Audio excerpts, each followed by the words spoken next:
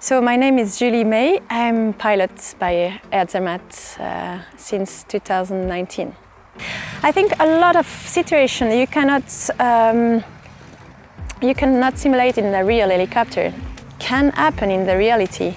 And if you don't have a training, it's not good, because as pilot it's your job to know your machine, and that is really important, to know the situation, to see them on a yearly basis, to be able to recognize what's happening. So I did my training on the real helicopter, and then we have to go once a year for training and examination in Valencia.